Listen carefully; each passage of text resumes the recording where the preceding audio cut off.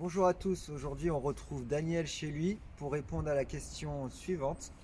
Bonjour Daniel, moi je voulais savoir à quel point et comment fonctionne une personne en fauteuil pour être autonome chez elle, à domicile. Allez, on est parti, on va rejoindre Daniel.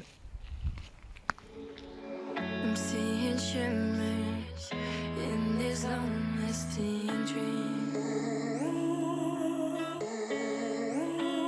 A made-up image, bringing back memories. Accessible à fond. C'est accessible pour mon handicap, mais genre par exemple, tu vois là, c'est une mini marche. Cette mini marche, il faut la contourner avant que la porte se ferme. Un détail, j'ai ma petite boîte aux lettres à hauteur. Ça joue, ça pourrait être plus haut. Bringing back memories. Yes, I've been wasting like Salut, c'est Daniel. Comme vous avez pu voir dans les autres épisodes, je suis paraplégique complet, donc au niveau T5. Et là, je vais vous montrer comment je me débrouille chez moi dans un logement pas forcément PMR. Hop, là, on est dans la cuisine. Comme vous voyez, c'est assez étroit, mais j'arrive à me débrouiller avec le fauteuil. Il passe. Et j'arrive même à attraper les produits assez haut. À toutes. Bon, voilà, je vous montre un peu mon petit salon. Il n'y a pas forcément de grosse adaptation, pardon, à part le rehaussement du canapé, qui m'aide beaucoup pour les transferts. Donc, voilà. Comme ça, je suis à niveau avec le fauteuil. Passons à la suivante. Hop, là, on est dans ma chambre. Donc, je vous montre, j'ai un lit médicalisé. D'ailleurs, la sécurité participe à la location. Donc, on peut permettre d'avoir un lit de place. Donc, c'est un lit qui monte et qui descend et qui s'incline. Bon, j'en ai pas vraiment l'utilité. Mais par contre, elle a une potence. Et ça m'aide énormément pour m'habiller, pour me déplacer dans le lit.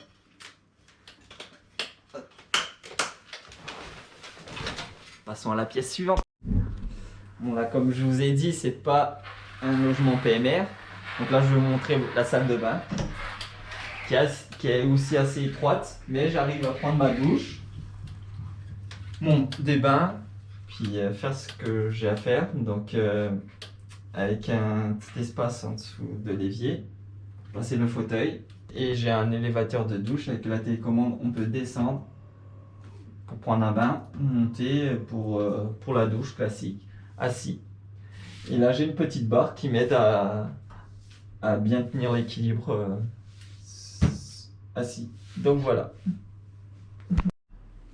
Donc là aussi, les toilettes pas adaptées à l'origine, mais grâce à mon père, on a pu adapter deux petites potences pour pouvoir faire un transfert sur la cuvette. Yeah. Là, j'ai un petit balcon. Bon, il y a une marche, donc on a mis une petite rampe artisanale pour pouvoir accéder. Donc,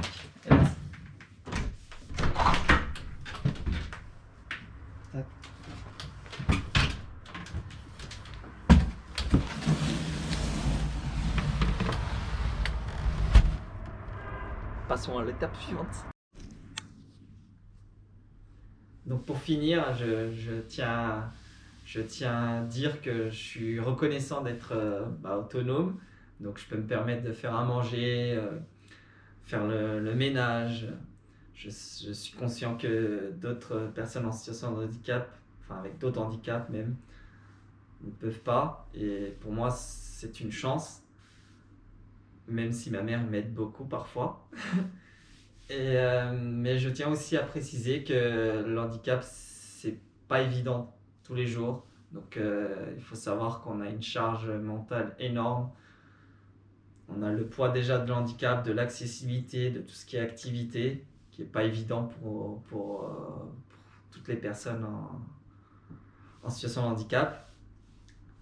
Et puis il y a d'autres choses encore qui font que la vie n'est pas si simple que ça.